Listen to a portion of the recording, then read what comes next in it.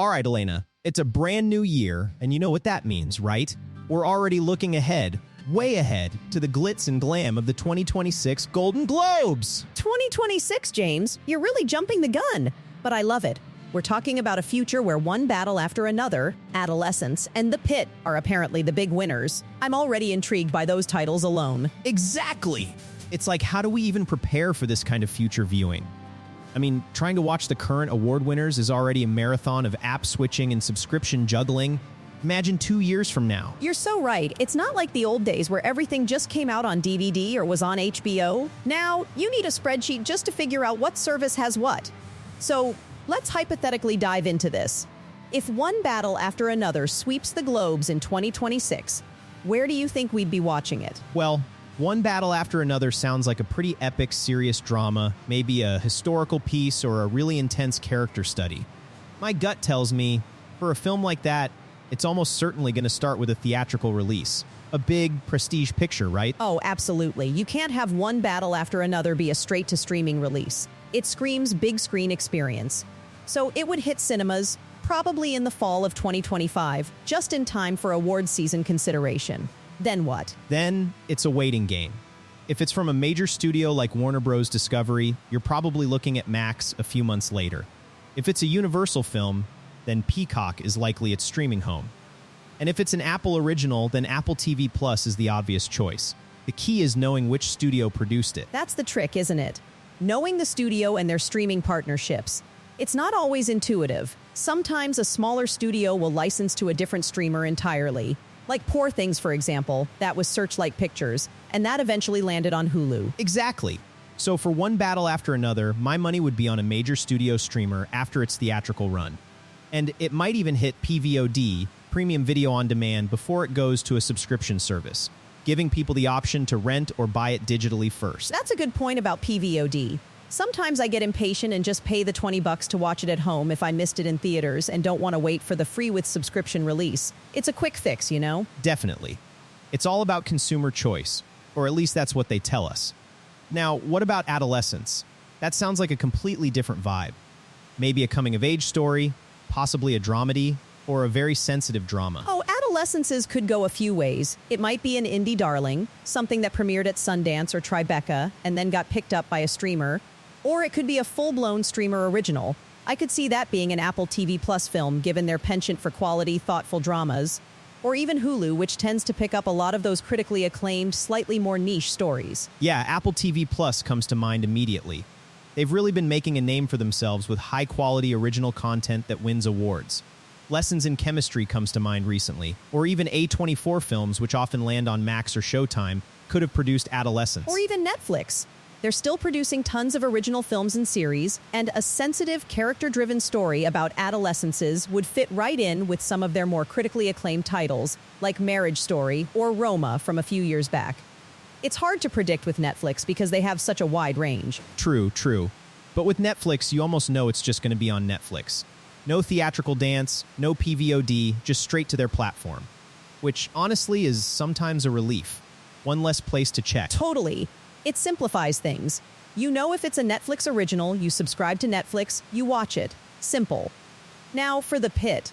This one sounds intense, gritty, a thriller, a dark drama, maybe something crime-related, or even a sports drama about, well, a pit fight? Right?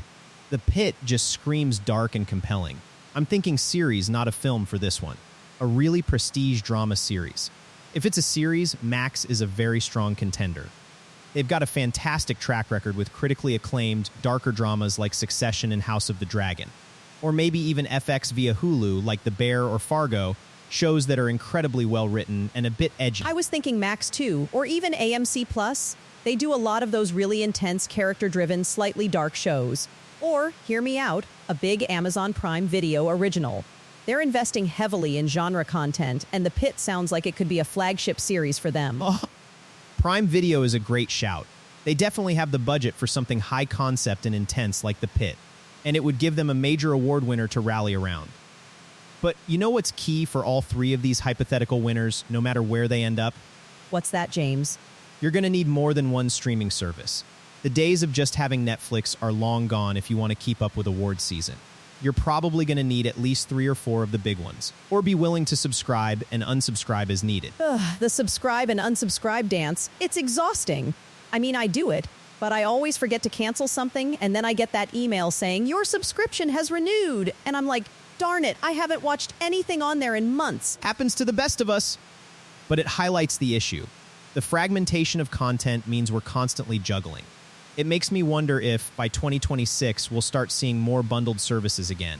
Like a premium entertainment bundle where you get Max, Peacock, and Paramount Plus for a slightly reduced price. Oh, I hope so. That would be a game changer. It's getting ridiculous. My monthly streaming bill is starting to rival my old cable bill, which is exactly what we were trying to avoid in the first place, right? The irony is not lost on me. Totally. It's the Wild West out there. So, let's talk practical tips for our listeners for when one battle after another, Adolescence, and the Pitt actually become real, tangible award winners. What's your go-to strategy for finding where something is streaming? Okay, my absolute lifesaver is an app called Just Watch, or Real Good, another good one. You just type in the title, and it tells you exactly where it's streaming, if it's available for rent or purchase, and what the prices are. It saves so much time and frustration. Those apps are essential. I also find that sometimes the official studio social media channels, or even the Golden Globes website itself, will have information on where to watch the winners after the ceremony. But those third-party aggregators are definitely the easiest way. And sometimes, if it's a really popular buzzy title, it'll pop up on the homepage of whatever streamer has it, or even in the Trending Now section of your smart TV interface. But you can't rely on that. No, you can't. Especially with so much content out there. Another thing I've noticed is that sometimes award winners will get a limited re-release in theaters, especially if they're getting a lot of Oscar buzz. So if you missed one battle after another the first time, you might get a second chance to see it on the big screen. That's true, especially for those films that really benefit from the cinematic experience. I mean, one battle after another sounds like one of those films that would be epic on a big screen. You really want to feel those battles, you know? Absolutely. Imagine a scene from the Pit in a dark theater, with the sound design just enveloping you. That would be incredible. It just goes to show that even in 2026, the theatrical experience still holds a special place. But for the majority of us, for Adolescences or the Pit as a series, it's going to be about finding that streaming home and being patient. Sometimes, these things take a while to drop onto the subscription services. Patience is key, and a willingness to cycle through subscriptions.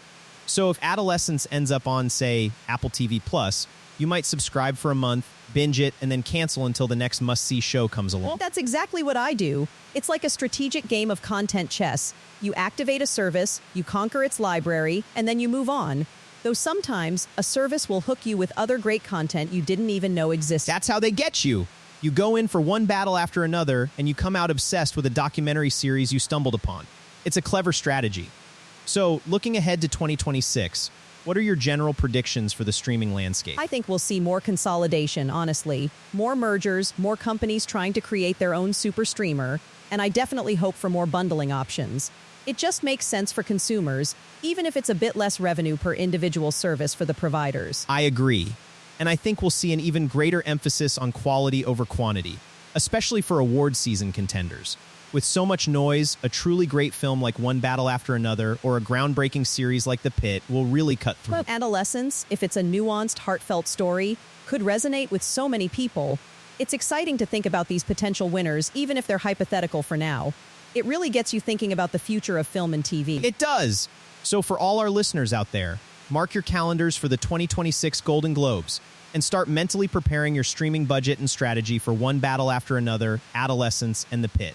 We'll be here ready to guide you through the viewing maze. Absolutely. It's going to be an exciting ride, and hopefully by then, watching these amazing award-winning shows and films will be just a little bit easier. Until next time, happy streaming, future award chasers.